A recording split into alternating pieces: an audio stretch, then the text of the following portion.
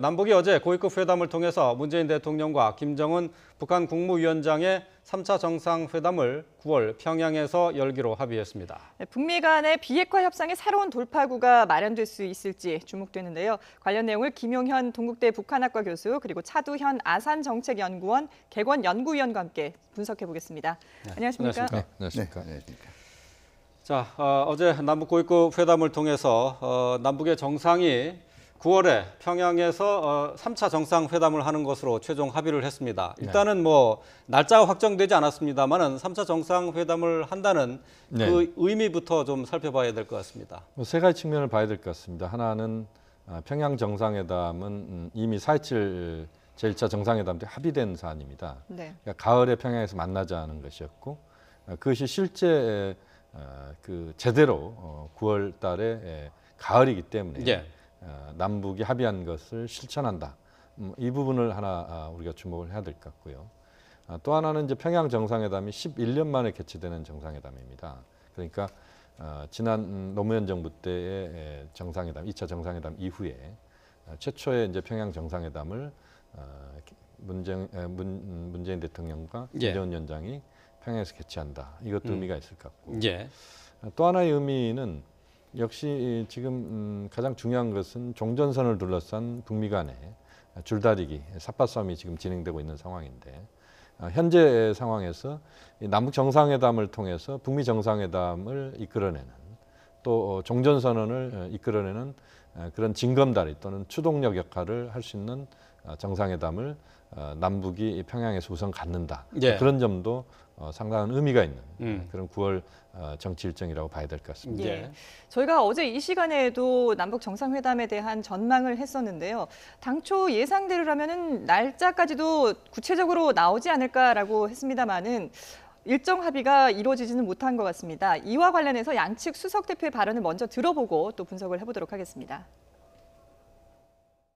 9월 안에 진행된다는 거, 날짜도 다 되어 있습니다. 그러한 북측의 여러 가지 또 일정들, 상황들 그런 걸 감안할 때 일단 9월 안에 평양에서 한다 정도로 해놓고 구체적인 날짜는 좀 더 그런 여러 가지 상황들을 보면서 협의해 나가자. 네, 들으신 것처럼 리선권 위원장이 날짜도 다 돼 있다 이렇게 얘기를 했는데 왜 그 날짜를 공개하지는 못했을까요? 근데 북한도 지금 여러 가지 그 후보 날짜들을 가지고는 있을 거예요. 근데 여러 가지 변수들이 있습니다. 첫 번째는 지금 이 9월 11일부터 13일까지 러시아에서 동방경제 포럼이 열린단 말이에요. 사실 이 부분은 이미 김정은 위원장도 수청을 받은 바가 있어요. 그러니까 여기 지금 참석할지의 여부 자체가 지금 이 변수가 되고 있고요. 그다음에 9월 18일부터 이제 유엔 총회거든요. 그러니까 유엔 총회 이후에 하게 되면 아무래도 극적인 효과는 조금 시쳇말로 얘기하면 김이 빠지게 될 거예요. 그러니까 유엔 총회 이전이 돼야 될 텐데 그렇게 되면은 지금 아마 휴일날 지금 정상회담 하기는 좀 그렇고 물론 이제 2차 판문점 정상회담 같은 경우에 사실 토요일날 이루어졌습니다만은 이게 지금 뭐 9월 중에서 주중 날짜를 보면은 지금 뭐 9월 12일, 13일 뭐 이렇게 되고 있는데요. 전반적으로 그러니까 12, 13일 날 하게 되면은 이거는 김정은 위원장이 러시아 동방경제 포럼을 안 간다는 얘기예요. 그렇겠네요. 러시아 동방경제 포럼을 가서 거기서 남북 정상회담을 하기에는 상당히 항상 문제가 있거든요. 그러면 어떤 얘기냐 하면 지금 이 판문점 정상회담 지금 평양에서 하게 되는 정상회담 분명히 의미가 있습니다만은 기회와 도전이 동시에 존재를 하는 거예요. 사실 평양 정상회담 자체는 판문점 선언에서 이미 명시가 돼 있었기 때문에 이거는 큰 문제가 없으면 그냥 가게 돼 있는 거예요. 가게 돼 있는데 가장 이게 좋은 시나리오는 결국 판문점 정상회담 이후에 남북한 관계 변화뿐만 아니라 한반도 비핵화 부분도 상당한 진전이 이루어져서 이게 평양 정상회담으로 이루어지면 아주 자연스럽고 매치 시나리오가 되는 건데 일단 합의했으니까 그냥 정상회담은 하는데 이렇게 되면 자칫 경우에 따라서는 비핵화는 계속 제자리 걸음인데 남북한 관계만 먼저 발전하는 게 된단 말이에요. 지금 국무부 헤드 나우트 대변인 얘기도 했지만 그거는 절대 두 개가 분리되지 않고 미국도 얘기도 지지하겠다는 뜻도 되지만 이 부분들이 둘이 균형을 맞춰야 된다는 일종의 미국의 메시지도 같이 포함이 돼 있는 거거든요. 그렇기 때문에 우리 입장에서는 단순히 그냥 지금 북한이 요구하는 조기 종전선언이라든가 조기 제재 네. 해제 방안들을 어떻게 중재할지를 가지고 와봐라. 이거에만 지금 들어줄 수는 없는 입장이에요. 우리는 네. 북한이 그러면 초기 비핵화 조치를 어떻게 취할 건가도 중재안으로 받아내야 되는 거거든요. 예. 북한의 입장은 주로 우리 측에 내놓을 이 바스켓 중심으로 얘기를 한 거고 우리 네. 쪽이 날짜가 지금 확실히 정해지지 않았다라는 거는 예. 결국은 북한이 정해진 일정만 가지고 북한의 의제만을 그대로 받아들이는 회담은 하지 않겠다라는 예. 거예요. 우리도 나름대로는 우리 대안이 있고 이 대안을 가지고 조율할 시간은 필요하다라는 게 분명히 예. 지금 현재는 계산인 거죠. 알겠습니다. 자, 차 의원께서 이제 9월 달에 여러 가지 일정들을 감안해서 언제쯤 남북 정상회담이 이루어질 것인가를 예측을 하셨는데 네. 자, 9월에 많은 스케줄이 있습니다. 먼저 저희가 준비한 달력이 있습니다. 네. 자, 9월에 어떤 일정들이 있는지 좀 살펴보면서 그러면 짚어보도록 하겠습니다. 일단 9월 9일이 네. 이제 북한 정권 수립일 큰 행사가 그렇습니다. 예정돼 있지 70주년입니다. 않습니까? 예. 네. 그리고 또 11일부터 13일까지는 앞서 말씀하셨지만 러시아 동방 경제 포럼이 있고요. 네. 그리고 18일부터는 유엔 총회가 있고 우리도 추석 연휴를 쉽니다만은 북한 역시 추석 연휴를 네, 같이 북한도 즐기- 추석을 셉니다. 예. 그러니까 그러다 보니까 북한도 이게 상당히 휴일이 있죠. 일정이 빠듯해 보이는데요. 어떠세요? 지금 이제 날짜들을 보면요. 네. 우리 김의겸 대변인 이야기는 10일까지는 안 한다 이렇게 이야기를 했고요. 그다음 11일부터 13일까지 동방경제 포럼에는 문재인 대통령도 이미 초청을 받은 상태입니다. 그렇죠. 다 받았는데 그때 문재인 대통령 답변은 외교 일정을 보면서 하겠다, 갈 수 있으면 가겠다 이런 이야기를 했거든요. 네. 결국 남북 정상회담, 북미 정상회담 또는 여러 가지 그 남관계를 고려한 그런 유보적인 판단이었다 이렇게 봐야 될 것 같고요. 만약에 러시아 동방경제 포럼에 푸틴 대통령이 문재인 대통령과 김정은 위원장 다 초청을 했는데 두 사람이 가지 않고 그때 평양에서 남북 정상회담을 한다. 이건 이제 상당히 시급하다면 그럴 수 있겠는데 그렇지 않다면 좀 외교적 결례가 좀 될 수도 있는 상황입니다. 예. 푸틴 대통령에게는. 예. 그렇기 때문에 이제 그날을 만약에 피한다면 유엔 총회가 18일 날 개최가 됩니다만 25일 날은 미국 대표가 연설하게 돼 있고 27일 날 한국 대표, 29일 날 북한 대표가 연설하는 걸로 이미 확정이 돼 있습니다. 아, 그래요? 예. 그렇기 때문에 그 추석 이전에 그 날짜를 본다면 14일부터 한 22일 정도 사이 이 가능성도 있다고 봅니다. 왜냐하면 네. 유엔 총회 28일 날 유엔 총회 개최되는 것은 이제 그것이 개막하는 것이지 굳이 뭐 우리 그 최고 지도자들이 모일 필요는 없는 겁니다. 네. 그렇기 때문에 그런 한 14일부터의 기간, 그러나 이제 여러 일정들이 상당히 좀 급하게 돌아간다면 예. 동방경제 포럼 그 기간에도 남북 정상회담을 할 수도 있다 이렇게 봐야 될 것 같습니다. 근데 뭐 저희가 이제 보도를 통해서 전해드렸습니다만 문정인 특보가 10일에서 13일 사이에 열릴 것 같다 이렇게 얘기를 했거든요. 그러면은 뭐 말씀하신 것처럼 러시아 동방경제 포럼에는 두 정상이 참석하지 않는다 그런 얘기가 될 것 같아요. 네, 이 경우에는 그러니까 사실상 의제에 대한 의견 접근이 다 이루어졌다라는 걸 전제로 하는 거예요. 네. 왜냐하면은요, 지금 가장 아마 그 베스트 시나리오를 한번 보면은요, 이런 겁니다. 그 12, 13일 날 이 정상회담이 이루어지면서 지금 이미 판문점 선언에서 기본 원칙은 다 나왔단 말이에요. 4월 네. 27일 날. 그렇기 때문에 이번에 합의문이 나온다면 사실은 그거보다 뭔가 진전된 조치들이 남북한 관계뿐만 아니라 한반도 비핵화는 나와야 되거든요. 결과적으로는 종전선언을 구체적으로 그리고 종전선언은 이거는 남북한 간에만 지금 사실 선언에서 합의된다라고 해서 날짜가 확정되는 게 아니란 네, 말이에요. 예. 그러면 종전선언에 걸맞는 어떤 비핵화 조치들 자체가 얘기가 나오고 종전선언을 연내라든지 언제 추진한다는 원칙이 나오게 되는 거죠. 예. 나오게 되고 그러니까 다시 말해서 북한의 비핵화 조치, 조기 종전선언 이 두 원칙이 동시에 포함이 되고요. 그 북한도 지금 대표 연설 일정이 잡혀 있기 때문에 가장 좋은 시나리오는 실질적으로 김정은 위원장 참석이 이제 유엔 총회 참석이 현실화가 되는 거예요. 예. 그런 다음에 여기서 지금 이제 그 발표가 되는 겁니다. 예. 이게 거꾸로 그렇게 좋지 않은 시나리오는 이제 이런 거예요. 결국은 이 서로 남북한 간에도 밀부 당기기가 지속이 되다가 그 김효영 교수님께서 말씀하셨지만 뭐 18일 주에도 얼마든지 열릴 수가 있거든요. 이 주에 열리게 되고 예. 이 주에서 결과적으로 북한이 자기 입장을 완전히 강청을 해서 그러니까 결국은 미국이라든가 한국에 그러니까 특정한 비핵화 조치가 들어가지 않은 조기 종전 선언이니까 이 논리를 유엔 총회에 가서 다시 재반복을 하는 경우입니다. 네. 사실은 뭐 유엔 총회 같은 경우 각국 대표들이 가는 거기 때문에 가겠다라고 경우 오지 말라 그럴 도 없어요. 이게 지금 월스트인데요. 사실은 제가 보기에는 이미 우리 외교 역량도 기본적으로 어떤 상황에서도 시쳇말로 평타를 칠 수 있는 역량은 있습니다. 그렇기 때문에 월스트까지는 가지를 않을 것 같고 예. 결과적으로 북한이 어느 정도의 진전된 조치를 내놓느냐에 따라서 12, 13일이 현실이 될 수도 있고요. 이때는 북한도 나름대로 얻은 게 있기 때문에 동방경제 포럼을 안 가는 거지만 우리도 충분히 결국 러시아 쪽에다가 익스큐즈를 구할 충분한 명분이 되는 거고 또 그만한 그 성과가 되는 거예요. 그 12, 13일 날 일단 그 어느 정도 의견 접근이 이루어진 이후에 제가 보기에는 유엔 총회 차원에서 유엔 총회에서 뭐 여기서 남북미 정상이 다 만나는 지금 얘기보다는 그 자리에서 일단 종전선언 얘기들이 외교 수장들끼리 네. 좀 논의가 될 가능성은 충분히 있다라고 봅니다. 그런데 사실 말씀하신 것처럼 종전선언이라는 것이 여러 나라들의 또 이해관계도 얽혀 있고 하기 때문에 네. 그 과정에서 협의가 상당히 이루어져야 될 것인데 그 그렇습니다. 중요한 역할을 또 미국도 차지하고 있지 않습니까? 이 폼페이오 장관이 북한을 방문하기로 돼 있는데 네. 과연 그 시기도 또 이번 이 남북 정상회담의 날짜를 정하는데 영향을 미치지 않을까 하는 분석이 나오고 있습니다. 폼페이오 장관의 방북이 공식적으로 확정된 건 아닙니다. 네. 다만 이제 전반적으로 여러 지금 정보는 8월 말 안에 폼페이오 장관의 방북이 4차 방북이 이루어진다 이렇게 지금 이야기가 되고 있습니다. 네. 이 4차 방북의 의미는 3차 때는 김정은 위원장을 만나지 못했습니다.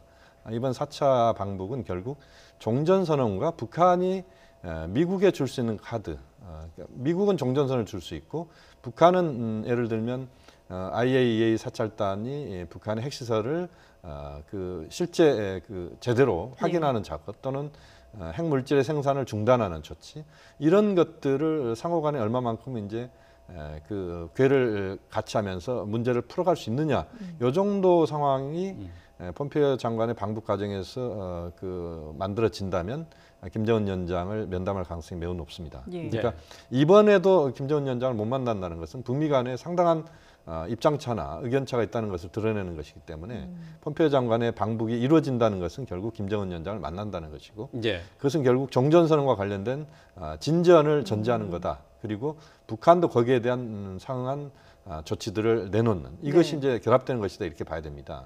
결국 종전선언이 목표가 아니고 종전선언은 그 다음 단계로 비핵화 평화체제의 논의가 또 실제 행동이 진행되는 그 다음 단계를 만들어내는 그런 요인이라고 봐야 되거든요. 그래서 이게 연쇄고리를 만들어가면서 가야 되는데 그 연쇄고리를 이번에 폼페이오 장관의 방북 이 과정에서 만들어지느냐 그것이 만들어진다면 남북 정상회담의 속도도 상당히 빨라지는 것이고 그리고 그것이 이루어진다면 북미 정상회담도 뉴욕에서 이루어질 가능성이 매우 높고 남북미 정상회담, 남북미중 정상회담까지도 이루어지면서 종전선을 실제 유엔 총회 이후에 또 유엔이라고 하는 아주 그 중요한 장소에서 할 수 있다. 이것이 이제 우리가 가장 가능하고 또 최대한 우리가 하고자 하는 시나리오 이렇게 봐야 될 것 같습니다.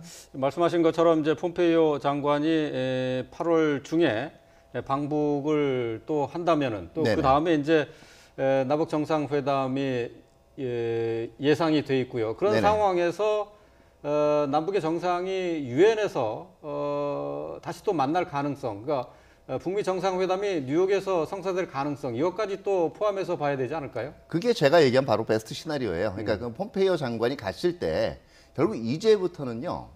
그 사실은 미국 양측 다 안 해본 조치들을 해야 되거든요. 엄밀히 얘기하면은 지금 누가 몇 가지 조치를 양보 조치를 했느냐는 중요한 게 아니에요. 이게 기존에 했느냐 안 했느냐가 중요한 건데 지금 사실은 그 핵실험장 폐쇄라든가 그러니까 시설의 폐쇄라든가 가동 중단 또는 모라토리움에 해당하는 조치들은 북한 옛날에 했어요. 그다음에 미국 쪽에서 얘기한 이제 연합훈련의 유예 같은 것도 과거에 이제 했던 전례가 있단 말이에요. 이제는 아무도 안 해본 조치를 내놔야 돼요. 그러니까 대표적인 게 지금 북한의 핵 물질이라든가 핵 능력에 대한 신고, 그다음에 이제 사찰, 그다음에 가동 중단 이런 게 지금 이제 안 해본 조치들이고요. 북한 쪽에서는 미국 쪽에서는 종전선언이라는 게 바로 이제 그 이 안 해본 조치거든요. 그 날짜들을 조율하는 문제인데 사실상 이게 그 이 9월 달에 제가 얘기할 때는 온다 그러면 막을 그 이 도리는 없어요. 그런데 이 유엔 총회까지 가려면 사실은 신고하고 동결보다 더 넘어서는 조치가 지금 나오지 않으면 현실적으로는 이게 남북한 간만 합의가 돼서 되는 문제가 아니고요. 지금 11월 달이 미국 중간 선거란 말이에요. 이게 미국 국내 정치적으로도 굉장히 큰 변수인데요. 실질적으로 중간 선거 캠페인은 폼페이오 장관이 8월 말에 방문한다라고 얘기할 때 이때부터 이제 각 콘스티튜언시 지역구에서 본격화가 됩니다. 본격화가 되는데 결국은 이 안에는 주로 미국 국내 정치적인 이슈 얘기가 나오겠지만 대외 정책에 대한 이슈들도 집중적으로 나올 수가 있어요. 근데 지금 마침 트럼프 대통령이 이 선거 전에 관련된 대외 정책 논쟁이 시작될 때 굉장히 여러 방면에서 싸움을 걸어놨단 말이에요. 확실하게 시원하게 해결된 외교 과제가 없어요. 그런 과정에서 여기서 종전선언을 먼저 내놨다가는 집중적으로 이거는 뭐 민주당의 주자들뿐만 아니라 공화당 내부적으로도 비판이 나올 수밖에 없는 상황이거든요. 그렇기 때문에 북한이 상당히 진전된 비핵화 조치를 지금 만약에 내놓게 된다면 그리고 이끌어낸다 성공한다면 대성공이죠. 이게 결과적으로 뉴욕에서 그 남북 그다음에 미국 때로는 이제 중국까지 한 정상들이 서로 만나게 된다면 이거는 거의 문제가 굉장히 긍정적으로 풀린 경우고요. 사실은 그러려면 내놓는 건 미국도 지금 상당히 많이 움직여야 되지만 평양도 우리가 일반적으로 예상한 그 기존의 관념보다는 그리고 지금까지 6개월 움직여 왔던 것보다는 굉장히 큰 폭을 보름 내에 떼야 돼요. 과연 이게 가능하겠느냐를 좀 지켜봐야죠. 알겠습니다. 그런데 지금 또 이 중국 시진핑 주석의 방북 가능성도 점쳐지고 있는데 사실 중국도 중요한 역할을 하고 있지 않습니까? 그렇습니다. 이번 이 정상회담까지 가는 과정에서 중국의 역할은 어떤 정도일까요? 우리가 지금 이제 하나 생각해 볼 수 있는 것은 시진핑 주석이 9월 9일 북한의 정권 수립 기념일입니다. 70주년 기념일인데 북한에서 70주년은 매우 중요하게 생각하고 있습니다.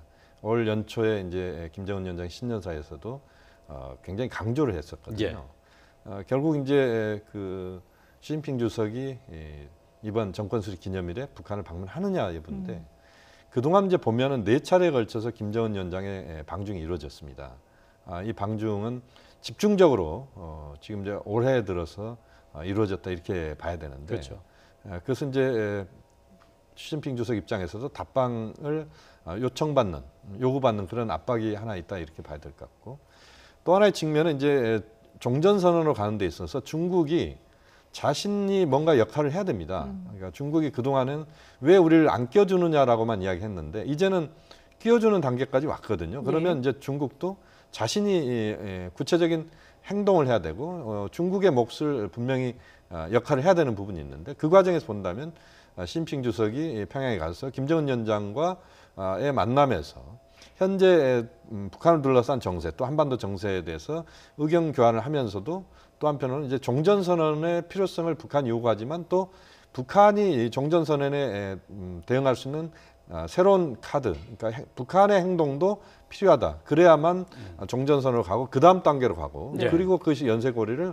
만들 수 있다. 이것에 대한 시진핑 주석이 분명히 김정은 위원장에게 이야기를 해야 되는 부분이 있습니다. 그렇게 될 때 중국의 몫도 이제 제대로 나오는 것이고 그래서 그것이 뉴욕에서 남북 미중으로 연결되는 이런 흐름들을 시진핑 주석도 분명히 거기에서 역할을 해야 된다라고 하는 것입니다. 그러니까 지금 현재 이 상황은 지금 남북 정상회담이 이미 확정이 됐고 폼페이오 국무장관의 방북이 거의 지금 확정적이다 이렇게 보고 또 시 주석의 방북이 이루어진다면 이 과정에서 한국과 미국과 중국의 최고 지도자들이 집중적으로 김정은 위원장을 뉴욕에 올 수 있게 만드는 그런 여러 가지 여건들을 만들 필요가 있다. 또 오게 하는 것 자체가 그야말로 김정은 위원장이 유엔 총회에서의 연설을 통해서 한반도 비핵화 평화 체제에 대한 의지를 명확하게 드러낸다면 핵 개발 의지가 없다. 또 전쟁 없는 한반도로 간다. 이런 의지를 드러낸다면 매우 엄청난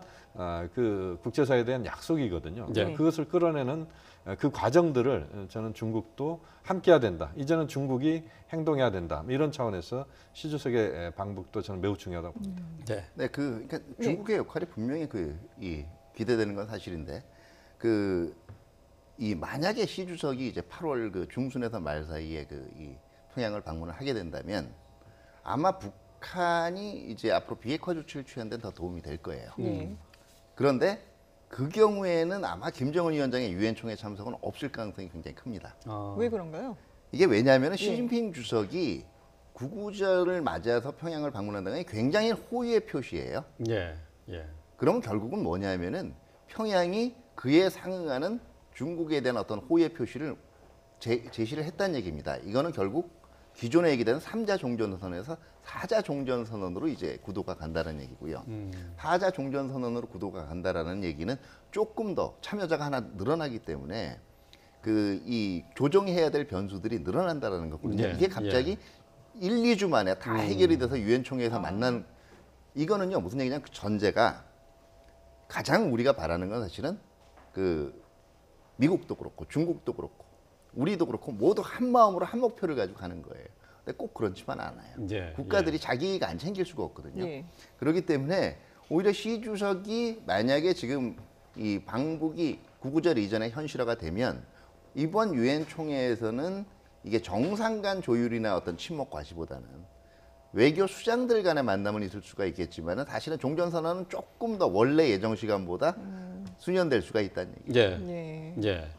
자, 종전선언과 관련한 내용, 또 그리고 김정은 위원장의 뉴욕 유엔 방문 참석 같은 것들을 지금 현재 모두 조율해 내기는 시기적으로 좀 압박이 많이 간다, 그런 얘기까지 들어봤는데요. 자, 고위급 회담, 어제 있었던 회담을 다시 좀 돌아보도록 하겠습니다. 회담이 시작이 됐을 때는 분위기가 상당히 화기애애했는데요.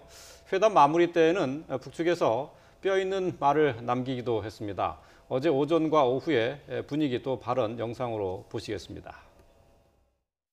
북과 남과 북의 관계가 이제 막역지우가 됐구나.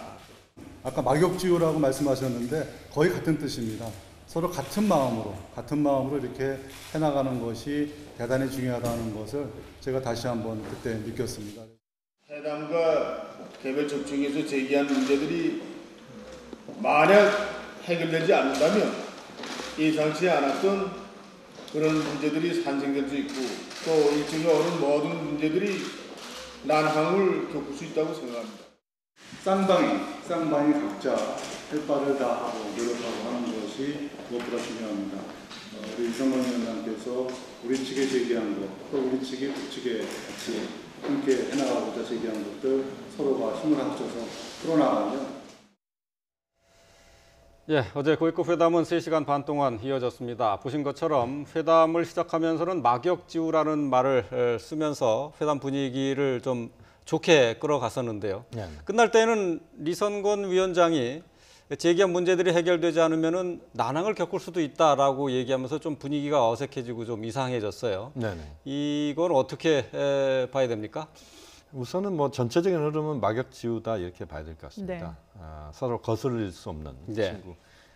리성건 대표가 운명이라는 표현도 중간에 썼었습니다. 그만큼 이제 남관계는 매우 긴밀하게 작동할 수 있다. 또 북측의 기대도 포함되어 있는 표현이라고 봐야 될 것 같은데요.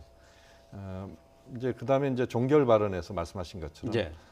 약간 남측을 압박하는 그런 이야기도 나왔습니다. 그것은 북측이 판 자체를 깨거나 이런 또는 남북 정상회담을 하지 않겠다 이런 차원의 이야기는 아닌 것 같고요. 전체적으로 그 현재 흐름들을 끌고 가는 데 있어서 북측이 리드를 하겠다.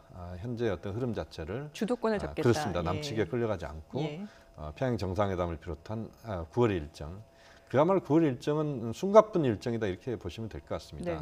아까 그런 우리가 달력도 봤습니다만 네. 지난 4월, 5월, 6월의 그 흐름과 거의 그것을 압축해 놓은 그런 정도로 9월은 엄청난 이제 일정들이 진행된다 이렇게 봐야 되는데 그 과정에서 북측은 남측이 끌려가지 않고 미국에도 끌려가지 않겠다 이런 네. 차원에서 하나의 그 포석을 이성건 대표가 먼저 했다 이렇게 우선 정리를 하면 될 것 같습니다. 예. 예. 근데 그 리성건 위원장이 얘기했던 그 제기했던 문제들 이게 네. 구체적으로 어떤 것들을 좀 예상해 볼 수 있을까요? 결국은 어떤 얘기냐 하면 지금 여러 가지 얘기를 했지만 네. 결국 한국이 미국의 전반적인 지금 이 정책 방향대로 따라가고 있다. 근데 이제 그 북한이 주장하는 건 뭐냐면 여러 가지 단어들이 나오지만 딱 하나로 집약돼요. 민족 공조거든요. 우리끼리 먼저 일이 잘 되면 되지 왜 그 미국 정책들은 이게 특히 이제 제재 문제하고 종전선언 예. 문제라고 볼 것 예, 같아요. 이게 뭐 자칫 보면 너무 이제 좀 그 자기 입장만이 근데 모든 협상이 그래요. 되도록이면 가장 잘하는 협상은요. 내 거는 조금만 내놓고 예. 상대 걸 많이 받아내는 거거든요. 네. 지금 리선거는 그 역할에 충실했던 거고요. 우리는 또 결국은 그게 모든 거래 관계라는 게 협상 아무리 사이가 좋아도 주고받는 게 있어야 되느냐는 원론을 얘기한 거예요. 그렇기 때문에 결국은 지금 리선권 위원장 공개적으로 뭐 진행하자라는 예. 얘기들도 다 예. 지금 똑같은 연장선을 보는 게요. 북한이 굉장히 잘하는 게 하나 있습니다. 압축된 키워드로 자기 주장을 단순화시켜 설명을 해요. 대표적인 게 이제 평화, 예. 그다음에 민족 공조 이런 겁니다.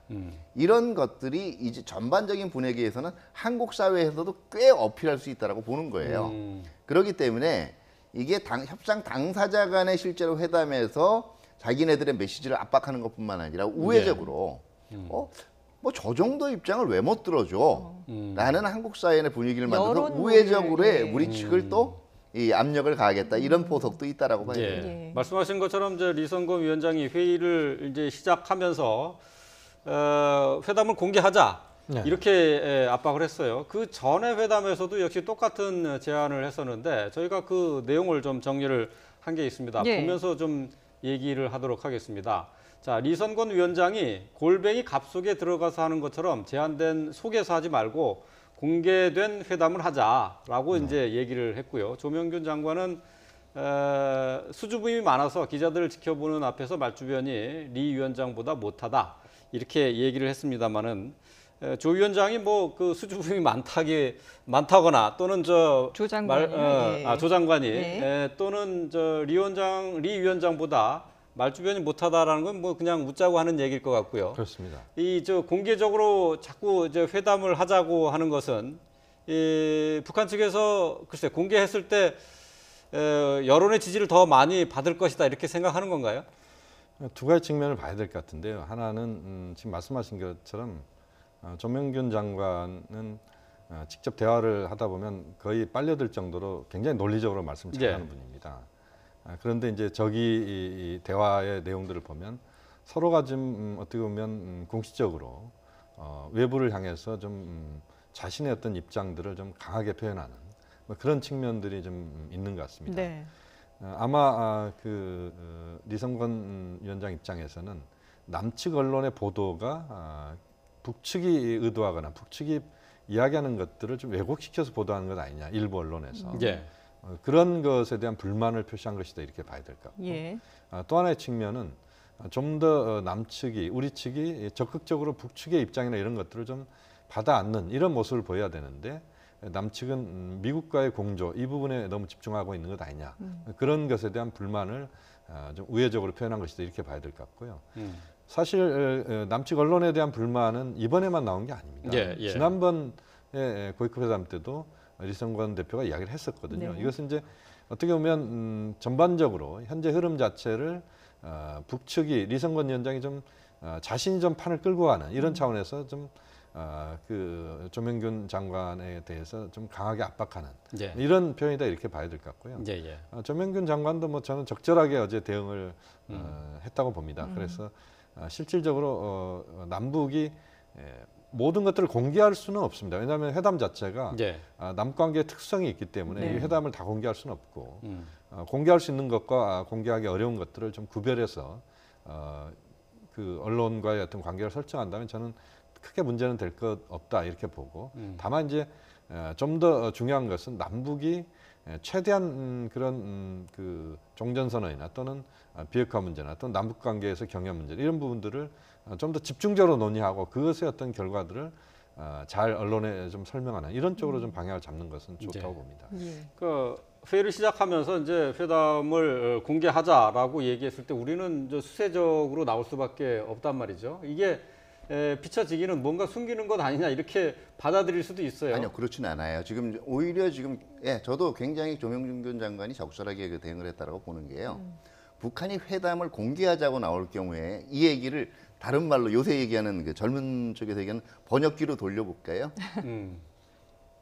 네 말은 안 듣겠고 내 말만 하겠다는 얘기예요. 공개하자는 얘기는. 그러니까 이미 협상의 여지는 없고 우리 쪽 요구 사항을 쫙 그다음에 상대방이 굉장히 상대방의 신금을 올릴 정도의 몇 가지 키워드로 포장된 상태에서 하겠다는 얘기고요. 나머지 그쪽 얘기는 우리 얘기 먼저 들어주면 나중에 해결. 왜냐하면 왜 마쿠 협상을 하냐 하면 서로 우리가 이만큼을 내놓을 수가 있으니까 상대방도 이 얘기를 다 공개적으로 할 수는 없거든요. 어느 정도 움직여라는 얘기는 비공개 회의에서 하게 되는데 그 회의를 안 하고 공개로 하겠다는 얘기는 내 얘기만 하겠다라는 얘기예요. 내가 필요한 얘기만 오늘 하겠다. 근데 거기에 대해서 아주 적절하게 받아쳤다라고 볼 수가 있죠. 예, 알겠습니다. 앞으로도 또 회담 시작할 때마다 이게 또 공개하자는 얘기를 할지 네. 글쎄요. 앞으로 이제 회담이 어떻게 진행될지 모르겠습니다만은 또 그런 기회가 있을지는 모르겠습니다. 네. 자, 지금까지 김용현 동국대 북한학과 교수 그리고 차두현 아산정책연구원 개권연구위원과 함께 정세 살펴봤습니다. 고맙습니다. 네, 감사합니다.